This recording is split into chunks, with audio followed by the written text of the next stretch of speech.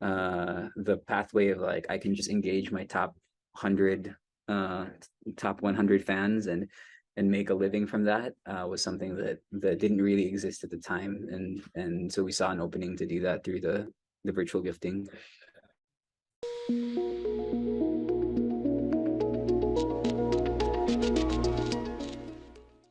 I think the goal was always like we want to create something that would provide income and livelihood to Filipinos.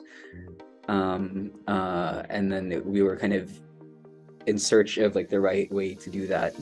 The alternative incomes piece was always, I think, from the very beginning, something we were interested in, and the live streaming just ended up being the way to do it. Especially for like this middle class of creators, where at the time that we started, it was like YouTube, and then eventually TikTok. Eventually TikTok came in around 2018 and really scaled. But on those platforms, you really need like millions of views to be able to make like some amount of money, right? And not even a lot of money. And you need to continue like feeding, you need to continue building that viewer base. But even on a TikTok, you're on the platform itself, you can probably make in the US it's like cents per 1,000 views, right?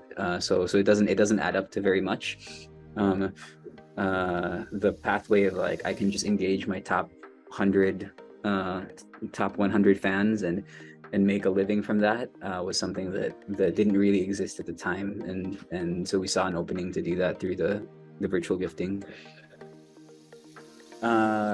We grew, I mean, the years before were also significant growth for us. So 2018 to 2019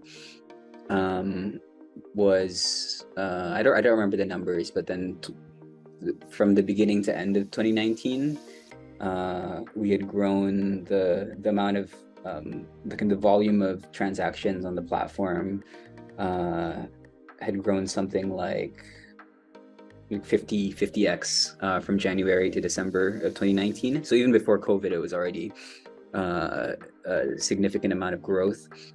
Going into 2020, I think we were aiming for about 5x growth from there.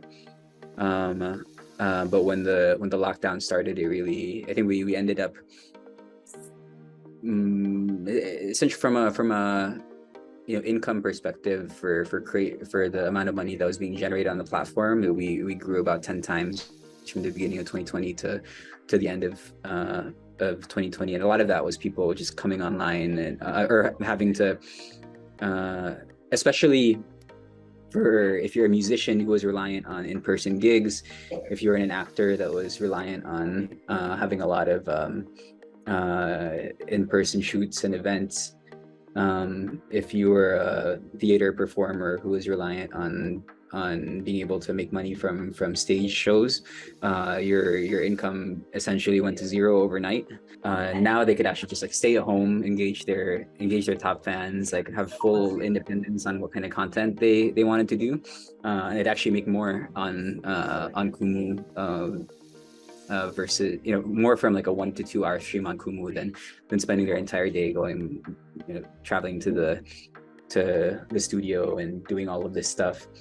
So that was the kind of the paradigm shift that happened in 2020, and how we helped accelerate that was also creating these opportunities for, if you were somebody who was pursuing a creative career, then you would have these contests on Kumu where you can get your first music recording contract, or you can get on a billboard for the first time and have that kind of exposure. So we invested in these things to help accelerate the careers of our streamers, and kind of speed up that organic thing that we were seeing, which was these creators going to Kumu for a replacement of their existing income.